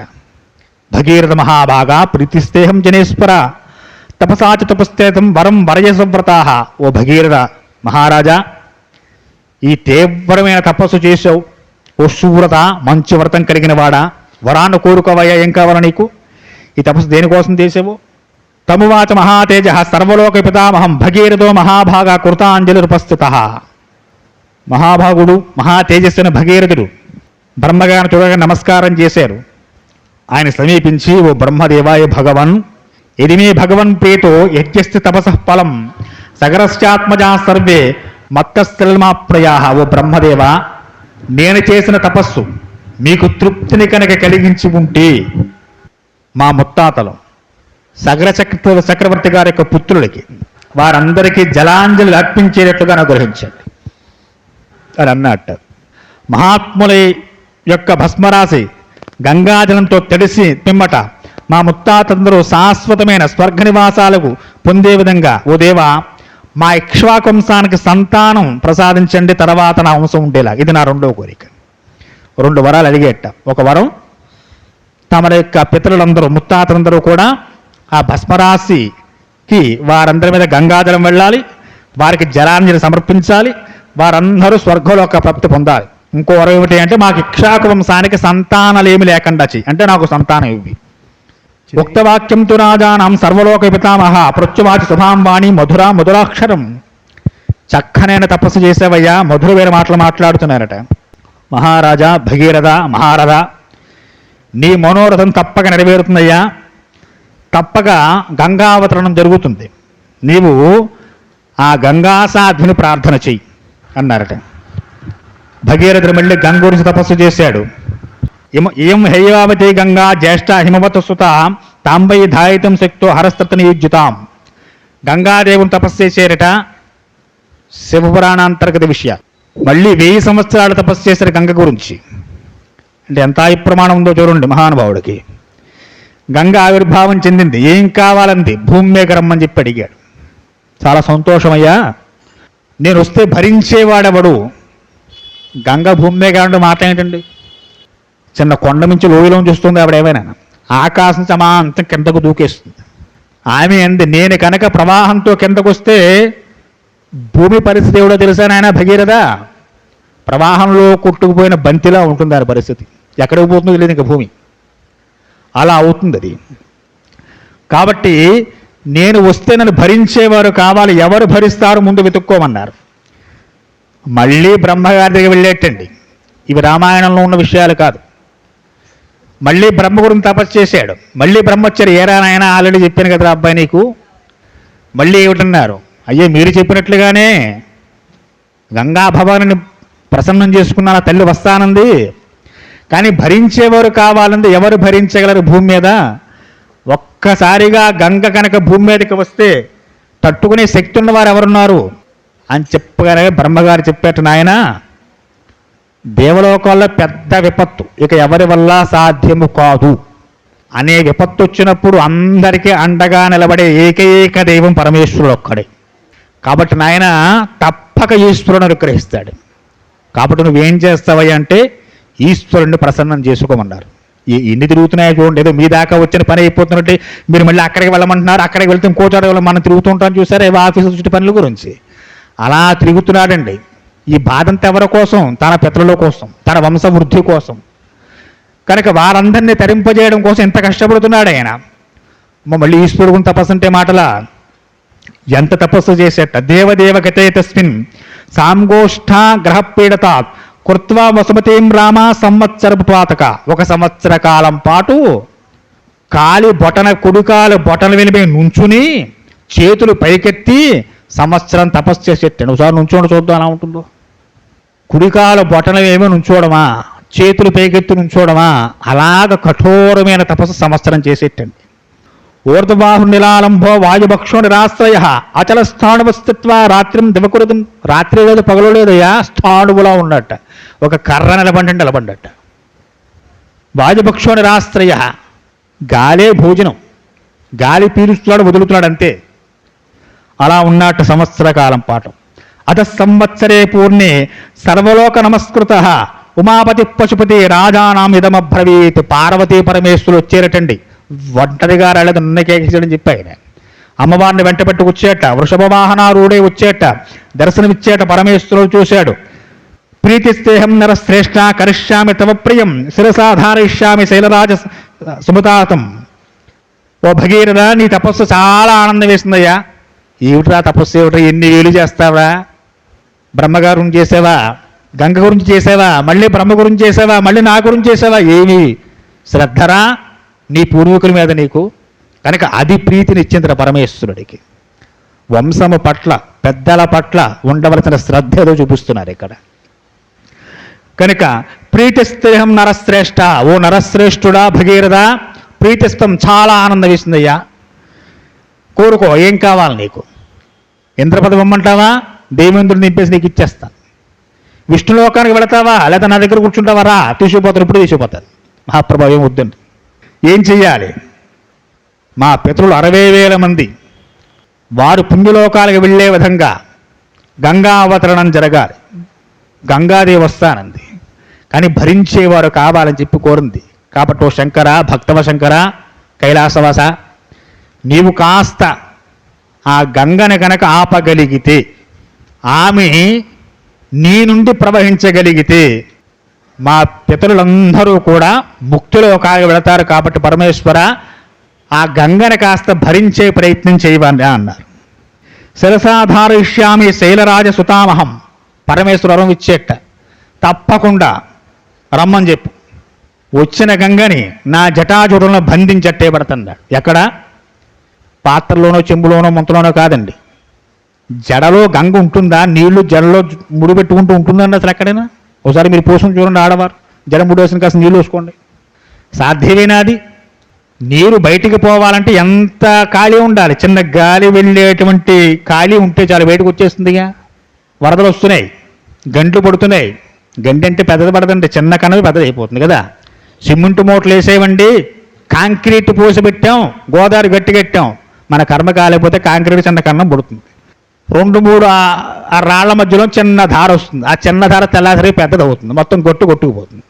అంటే ఎంత శక్తి ఉందో చూడండి ప్రవాహానికి. అంత శక్తివంతమైన ప్రవాహాన్ని ఎక్కడ పెడతానన్నాడు పరమేశ్వరుడు? నా జటాజూటంలో బంధిస్తా అన్నాడు. రమ్మని చెప్పమన్నాడు. గంగాదేవి అనుకుందుట, వెర్రివాడు ఈశ్వరుడు నన్ను జటాజూటంలో బంధిస్తాడా?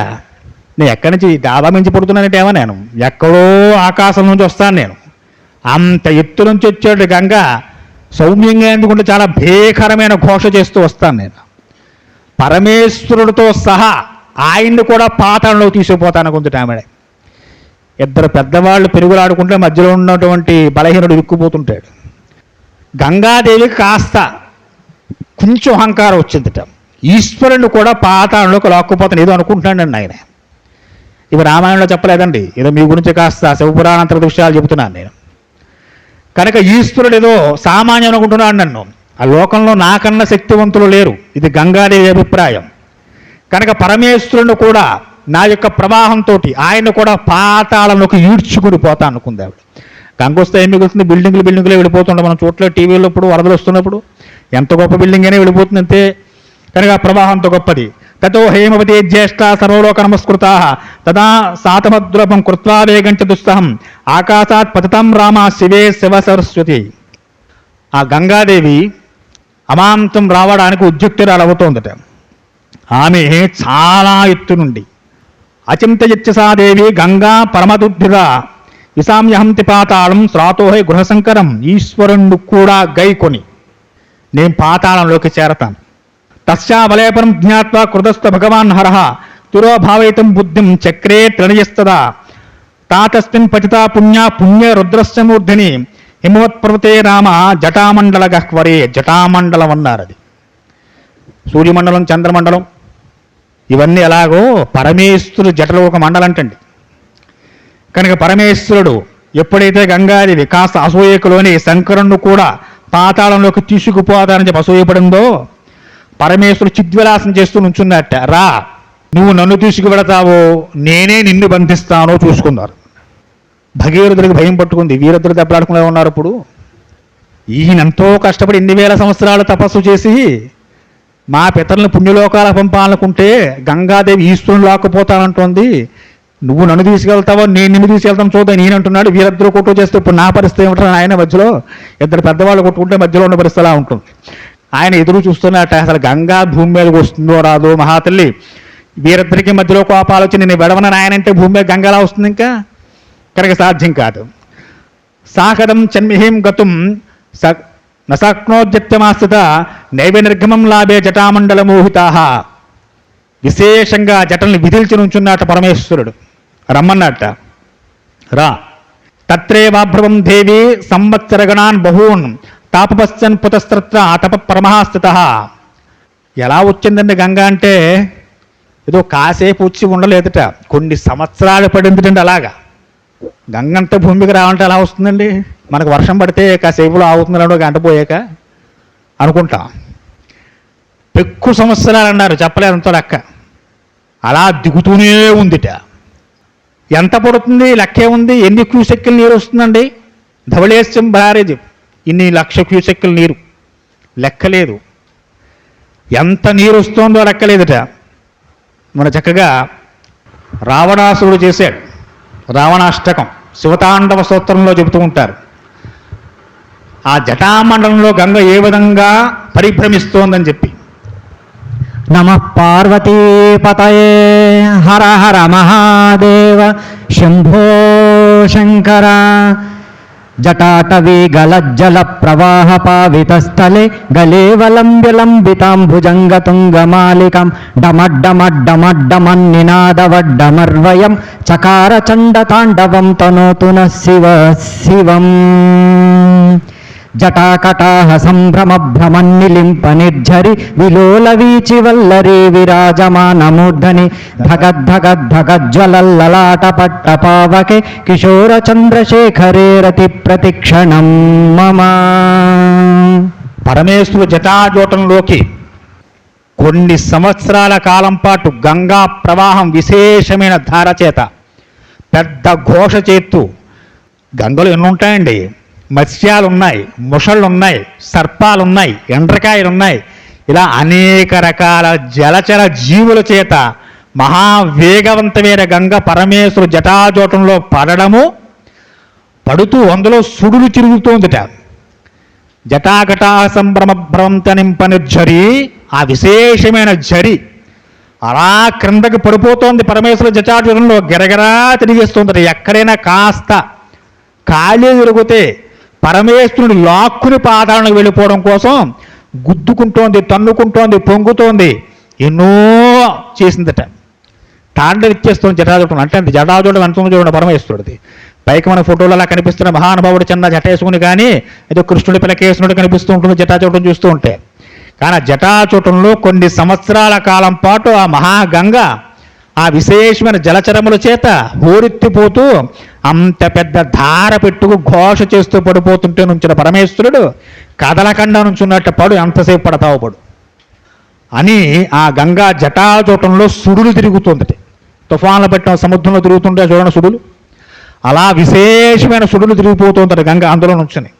కానీ కించెత్ ఎక్కడా కూడా ఒక్క డ్రాప్ బయటకు వచ్చే అవకాశం లేకుండా ఆ జటలన్నీ ఒకదాని వెంట ఒకటి ముడేసుకుంటూ వెళ్ళిపోతున్నాయట. అలా పైకి ఆయన చేతితో ఏం కట్టుకోవడం లేదు. ఓ మళ్ళీ ఒక రెబ్బన్నో లేదో దువ్వినప్పుడు దువ్వుకుని మళ్ళీ కట్టుకోవట్లేదు ఇక ఆయన. అది పడడము, ఎంతవరకు నిండితే అంతవరకు నిండిన తర్వాత మళ్ళీ జట ముడి వేసుకోవడము, అలా చాలా ఏదో కాంక్రీట్ వేసి కట్టేసినట్టుగా ఆ జటలన్నీ విశేషమైన గంగతో మిగిలిపోయి. ఆకాశ గంగ కొన్ని సంవత్సరాల కాలం పాటు ఈశ్వరుడు జటాజోటంలో పడుతూనే ఉంది. పడిన ప్రతి ధార బయటికి రాకుండా, కించెత్ ఒక డ్రాప్ కూడా రాకుండా బంధిస్తున్నాడు పరమేశ్వరుడు. క్వచిచ్చద్రుతం జాతి కుటిల క్వచ్చిదాయితం వినతం క్వచిద్భూతం క్వాచిత్ శనేహి. ఆ గంగా భవాని, ఆ గంగావాహిని అలా వచ్చి పరమేశ్వరుడు జటాజూటంలో బంధింపబడిపోయి ఉండిపోయింది. గంగాదేవి యొక్క గర్వం సర్వం అణిగిపోయింది, ఉండిపోయింది.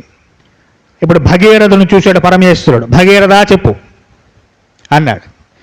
అంటే స్వామి, అంత గంగను వదిలితే నేను కూడా తట్టుకోలేను, కాబట్టి నీవు అంతన ఒకసారి కాకుండా సన్నధారతో విడిచే ప్రయత్నం చేయమన్నట్ట.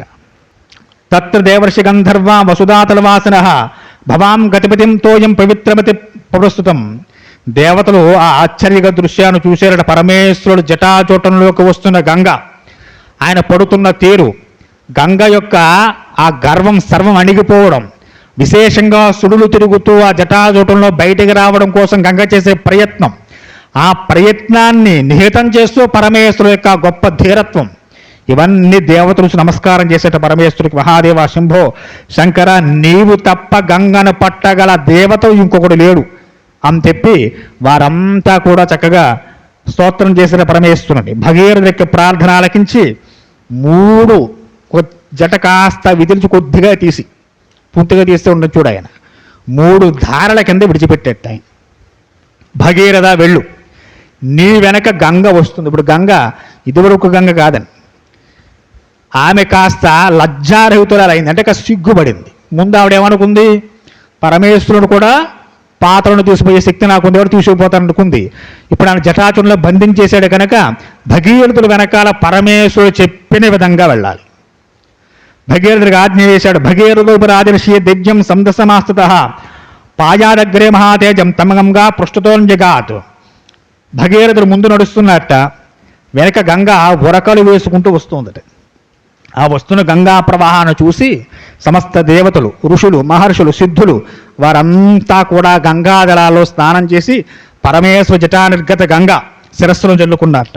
పవిత్రం, ఒకప్పుడు కొంచెమే పవిత్రం, పరమేశ్వర జటాజలంతా మహాపవిత్రం అయిపోయింది గంగ. అంత పవిత్రమైన జలాలు భగీరథ ప్రయత్నం చేత గంగ ఈ భూమి మీదకి రావడానికి ఆస్కారం ఏందని చెప్పి పరమానందభరితులై వారంతా గంగానదీ జలాల స్నానాలు చేస్తున్నారు. సిద్ధులు, మహర్షులు, సాధువులు జలాల శిరస్సు మీద జల్లుచుకుంటున్నారు. ఆ విధంగా భగీరథునికి ప్రయత్నం చేస్తుందట. చేసి ఆయన నడుస్తూ ఉండగా జహ్ను మహాముని యొక్క ఆశ్రమ ప్రాంగణంలోకి వచ్చేసింది. నీరు ప్రవాహం వస్తే మామూలుగా ఏమి రాదుగా. ఆ జహ్ను మహర్షి యజ్ఞం చేస్తున్నారట. ఆ యజ్ఞం చేసే సందర్భంలో ఆ యజ్ఞవాటికనంతా ముంచెత్తేసింది. మహర్షికి ఆగ్రహం వేసింది. ఈయన ఇంకా విచిత్రం చూడండి. ఎప్పుడైతే తన ఆశ్రమాన్నంతా గంగ ముంచెచ్చిందో ఆ గంగనంతా నోట్లో తాగేసేట్టే. పరమేశ్వరుడు జటంలోంచి వచ్చిన గంగ ఆయన వదిలిన డ్రాప్స్ ఈయన తాగేసాడు. తాగేసి ఆమె లోపల పుట్టిన మళ్ళీ చిక్కొచ్చింది భగీరథ మహాప్రభు. మళ్ళీ ఈయన నోట్లో వెళ్ళిపోయింది ఆవిడ. ఏదో ప్రయత్నం, కొన్ని వేల సంవత్సరాల తపస్సులు చేసి ఎంత కష్టపడి ఆకాశగంగను శివుడి దగ్గర రప్పించాను. శివుడి నుంచి భూమి మీద వచ్చింది అది ఈయన తాగేసాడు. మళ్ళీ ఇప్పుడు ఆయన ప్రార్థన చేసేట, మహాప్రభు, మా పితరులు 60,000 మంది పితరులు బూడిద కుప్పలే పడి ఉన్నారు. వారు మోక్షలోకాలకు వెళ్ళాలంటే ఈ ప్రవాహమే గతి. కాబట్టి మహాముని ఆగ్రహించకండి. ప్రాధేయపడితే ఆయన కుడిశివులోంచి విడిచిపెట్టేట గంగా ధార. మళ్ళీ ఆ గంగ భగీరథుని వెంటక సాగింది. ఆయన పాతాళాలకు చేరుకున్నారు. ఎక్కడైతే కపిల మహర్షి యొక్క ఆశ్రమం ఉందో, ఎక్కడైతే ఈ 60,000 కుప్పలు పడి ఉన్నాయో ఆ కుప్పల నిండా ముంచెత్తింది గంగ ఒక్కసారి. అప్పుడు ఆ గంగానది జలాల నుంచి తర్పణాలు విడిచిపెట్టేట తన 60,000 మంది ముత్తాతలందరికీ భగీరథుడు. వారంతా పుణ్యలోకాలు చేరుకుంటున్నట్టు. బ్రహ్మగారు మళ్ళీ అక్కడ వచ్చారట, సాక్షాత్కరించారు భగీరథుడికి. భగీరథ, నీ ప్రయత్నం చేత నీ పితరులందరూ కూడా శాశ్వత స్వర్గలోకాలు పొందారు. ఈ గంగ నీకు పెద్ద కూతురి వంశం లేదనుకుంటున్నావు కదా, నీ ద్వారా భూమి మీద వచ్చిన కూడా భాగీరథి అని పిలువబడుతుంది. జహ్ను మహాముని దీన్ని తాగేసాడు కనుక జాహ్నవి అవుతుంది. నీ ప్రయత్నం చేత ఆకాశంగా భూమి మీదకి, భూమి నుంచి పాతాళంలోకి వచ్చింది కాబట్టి 3 పదాల్లో ప్రయాణం చేస్తుంది కాబట్టి త్రిపథగా అవుతుంది ఈ గంగ. ఇన్ని నామధేయాలు దీనికి వస్తాయి నాయన. నీ పేరుతో ఖ్యాతి వహిస్తుంది భూమి మీద. నీ ప్రయత్నం అజరామరం. నువ్వు చేసిన ప్రయత్నం సామాన్యమైనది కాదు నాయన. ప్రమోదం హింలోకస్థం నృపబాధ్య రాఘవ నష్టశోక సమృద్ధార్థో బభోవ విగతజ్వర. ఓ రాఘవ, ఆ మహారాజు పరిపాలనలో భగీరథుడు తర్వాత రాజ్యానికి వెళ్ళి రాజ్యపాలన చేశాడు. ఆయన పరిపాలనలో రాజ్య ప్రజలకి అనారోగ్య బాధలు లేవటండి. ఏషతే రామగంగాయో విస్తరో భీతోమయ స్వస్తి ప్రాముని భద్రం తే సంధ్యకో లోకతిష్టతే. ఓ రామచంద్ర, ఈ పవిత్రమైన గంగావతరణ వృత్తాంతాన్ని విపులంగా ఎవరు వర్ణిస్తారో, ఎవరు వింటారో వారందరికీ కూడా శుభపరంపర వర్షంలా కురుస్తుందట. సంధ్యాకాలంలో దీన్ని విన్న వారికి విశేషమైన ఫలితం ఉంటుందట. ధన్యం యస్యమాయుష్యం పుత్రం స్వర్గమతీవచ యస్రావయతి విప్రేషు క్షత్రియేషు తిరేషితః. బ్రాహ్మణులు, క్షత్రియులు మొదలైన వారందరికీ ఈ పవిత్ర గంగాగాథనం ఏ ఏ వంశముల వారు ఎవరెవరు ఎక్కడెక్కడ వింటూ ఉంటారో వారంతా ధన్యులు అవుతారు. వారికి యశస్సు ప్రాప్తిస్తుంది, ఆయుష్ పెరుగుతుంది, పుత్రులు పౌత్రులు కలిగి వంశం వృద్ధి పొందుతుంది. ప్రియంతే పితరశ్చస్తు ప్రియంతే దేవతాని చ ఇదమాఖ్యాయనగ్రో గంగావతరం శుభం. ఓ రామా, ఈ గంగావతరణం ఎవరు వింటారో వారికి స్వర్గప్రాప్తి చేకూరుతుంది. వారి ఎడల పితృదేవతల అనుగ్రహం కలుగుతుంది, దేవతలు సంతృప్తులు అవుతూ ఉంటారు, శుభాలు కలుగుతూ ఉంటాయి. యశృణోతు కాకుస్తా సర్వాన్ కామవాప్నుయాత్ సర్వే పాపా ప్రణశ్యాంతి ఆయుకీర్తిత్య వర్ధతే. ఎవరైతే గంగాతరణ వృత్తాంతాన్ని ఏకాగ్రత చిత్తంతో వింటూ ఉంటారో విన్నవారికి కోరికలన్నీ తీరుతూ ఉంటాయి. వారి పాపాలన్నీ గంగాదేవి ప్రస్ఫుటంగా తన చేతులతో తుడిచిపెట్టేస్తుందయ్యా. ఆయు వృద్ధి పొందుతుంది, కీర్తి ప్రతిష్టలు ఇనుపడింపబడుతూ ఉంటాయి అని చెప్పి కుమార సంభవానికి ఫలశ్రుతి చెప్పారు చక్కగా. గంగావతరణానికి కూడా రామాయణం ఇన్ని స్కందాల్లో దీనికి మాత్రమే ఫలశ్రుతి చెప్పారు. ఎంత అద్భుతమైన ఘట్టాన్ని చక్కగా పితృపక్షంలో మనం ఉన్నాం. మాలయ పక్షాలు జరుగుతున్నాం మన పౌర్ణమి నుంచి రేపు అమావాస్య వరకు. ఇటువంటి పితృపక్షంలో మన పితృదేవత అందరూ తరించే విధంగా ఈ గంగావతరణ గాథ సాయంత్రం వేళ వీరగృహంలో జరగడం, మన పితృవంశస్థులందరూ కూడా తరించే విధంగా, వారందరూ స్వర్గప్రాప్తికి వెళ్ళే విధంగా, మనందరం కూడా అశేషమైన పుణ్యాలు సంపాదించే విధంగా మనందరం అనుగ్రహిస్తుందని చెప్పుకుంటూ చక్కగా స్వస్తి ప్రియాభ్యాం పరిపాలయంతాం న్యాయేన మార్గేణ మహీమహీచాం. ఓ బ్రాహ్మణేభ్యో శుభమస్తు నిత్యం లోకా సమస్తా సుఖినో భవంతు. స్వస్తి.